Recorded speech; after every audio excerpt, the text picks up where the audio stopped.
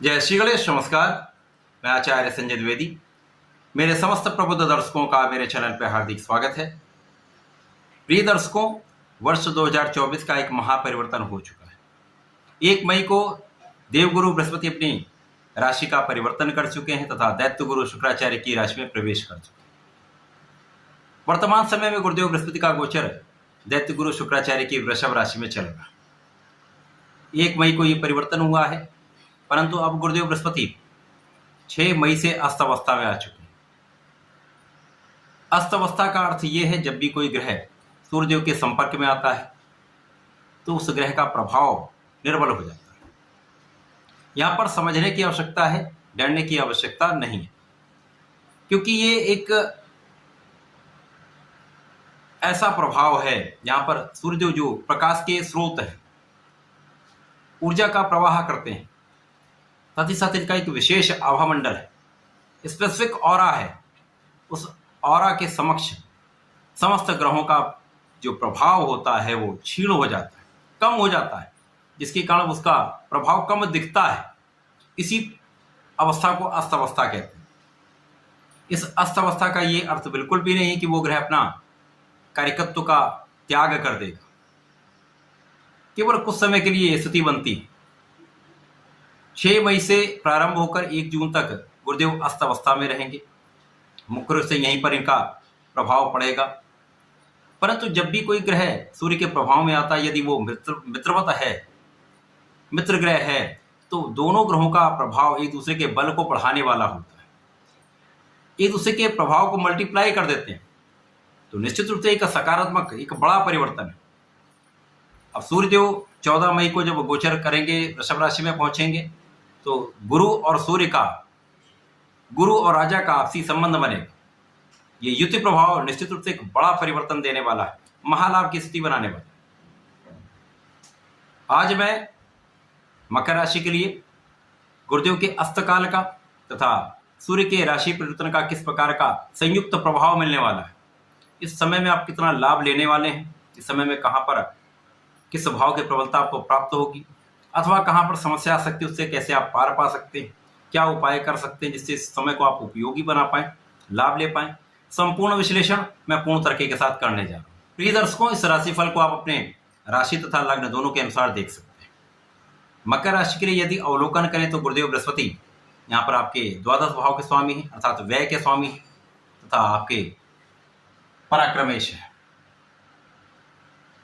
वर्तमान समय में गोचर पंचम भाव में चल रहा है। पंचम भाव जो कि त्रिकोण का भाव है, अत्यंत प्रबल भाव है, ज्ञान का भाव है, शिक्षा का भाव है, प्रज्ञा का भाव है, संतान तथा प्रेम का भाव। गुरुदेव बृहस्पति ये सब भाव के कारक हैं, क्योंकि गुरुदेव बृहस्पति समस्त मांगलिक कार्यों के कारक हैं, समस्त शुभ प्रभाव देते हैं। तो निश्चित रूप से एक बड़ा यहाँ पर लाभ की स्थिति बन सकती है। और सूर्यदेव यहाँ पर अष्टम के स्वामी होकर जब 14 मई को जाएंगे तो किस प्रकार का संयुक्त प्रभाव मिलने वाला है। सर्वप्रथम तो गुरुदेव जब यहाँ पर होंगे तो उस ज्ञान के भाव को प्रबल कर दें। जो विद्यार्थीगण हैं उनके लिए सर्वश्रेष्ठ समय रहने वाला है। यहाँ पर आपका ज्ञान भी बढ़ेगा, शिक्षा में आपका मन भी लगेगा, शिक्षा ज्ञान से आप अच्छा लाभ लेने वाले। संतान पक्ष बलवान होगा, संतान से आपको लाभ मिलेगा, ज्ञान से आपको विशेष लाभ की वृद्धि हो रही। प्रेम संबंधों के लिए ये समय बहुत अच्छा नहीं है। जब गुरु और सूर्य का समन्वित प्रभाव मिलेगा तो दोनों एक दूसरे के बल को बढ़ाएंगे। यहाँ पर ये भाव अत्यंत प्रबल हो जाएगा। अब इस भाव में ज्ञान का भाव है, प्रज्ञा का भाव, तो जो लोग परीक्षा की तैयारी कर रहे हैं उनका परिणाम बहुत अच्छा मिलेगा। इसी प्रकार से जब तक गुरु अकेले होते हैं तो कुछ निर्बल प्रभाव मिलता है जिस भाव में होते हैं, परंतु जब ये अन्य ग्रह के साथ में हो जाते हो तो इनका बल बढ़ जाता है, उस भाव की प्रबलता बढ़ जाती है। अब यहाँ पर संतान पक्ष बलवान होगा, संतान सुख भी मिलेगा, संतान से आपको भी सुख की प्राप्ति होगी। इसी प्रकार से यहाँ पर जो लोग परीक्षा की तैयारी कर रहे हैं, कॉम्पिटिटिव एग्जाम दे रहे हैं, नौकरी का प्रयास कर रहे हैं, सरकारी नौकरी के लिए प्रयासरत हैं, प्रशासनिक सेवाओं की तैयारी करें, विशेष अवसर है, क्योंकि यहाँ पर अचानक आपको लाभ मिल सकता है।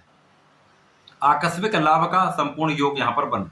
इस समय में ज्ञान के भाव से अचानक ही बड़ा लाभ आपको प्राप्त होने का संपूर्ण योग बन रहा है।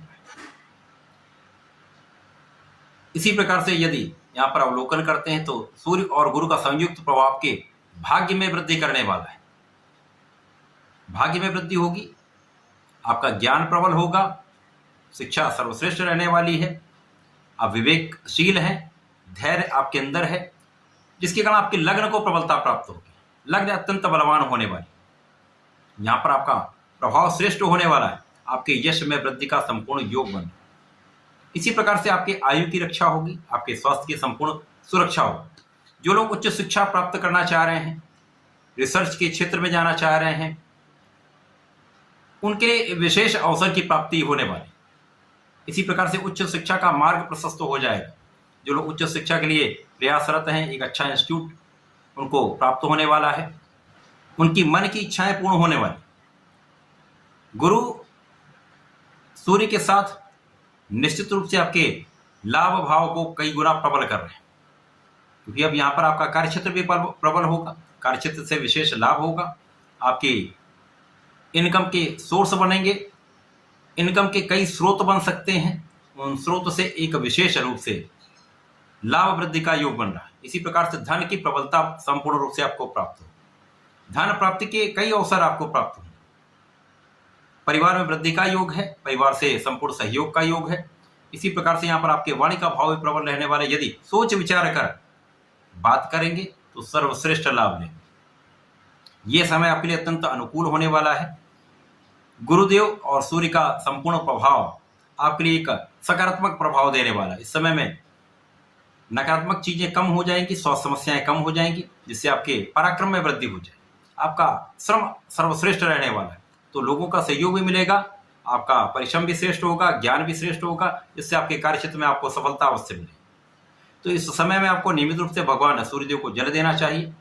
प्रत्येक शनिवार को भगवान भोलेनाथ के मंदिर में जाकर जलार्चन करें, नीले पुष्प का अर्पण करें, तथा यहाँ पर यदि आप शहद का अर्पण करते हैं तो आपके जीवन में ऐश्वर्य वैभव भी बढ़ेगा, धन संपदा भी बढ़ेगी, अवरोध दूर होंगे, आपके समस्त कार्यों में प्रगति होगी। तो ऐसा करके इस समय का लाभ लें। धन्यवाद, नमस्कार।